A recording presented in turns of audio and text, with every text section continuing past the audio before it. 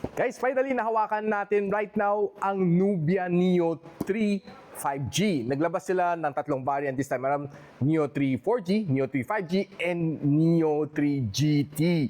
Hawak natin is the 5G variant. So tara, samahan nyo ako. Buksan natin. So ganito ang packaging niya. So maganda pa rin, no? Color yellow and just like yung kanyang Neo 2, very attractive ang kanyang packaging, kanyang box. So, unbox lang natin, no, for the first time. And this is what we can see sa kanyang spec sheet. So, kitang-kita, it's very clear. No? So, check natin. No? So, this is how it looks like this sa likod. But before we continue, tignan muna natin what are the other things inside. So, we have here your charging port.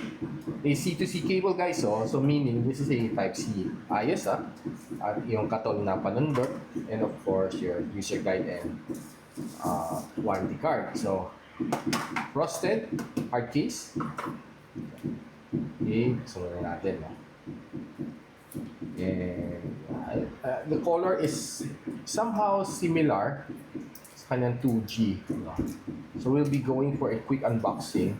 And don't forget guys na mag-subscribe kayo sa aking channel para makita nyo full video. So ganito magiging itsura niya. Medyo iba yung kanyang camera this time around, kanyang shape, yung kanyang camera module.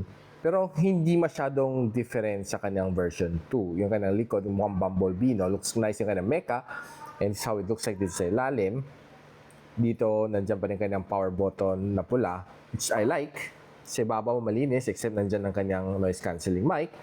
And on the other side, nandiyan ka ng SIM tray plus yung volume rocker. So, basically, this would be the unboxing, quick unboxing natin. And yeah, guys, don't forget mag-subscribe kayo sa aking channel para makita niyo full review really soon. So, I'll catch you soon.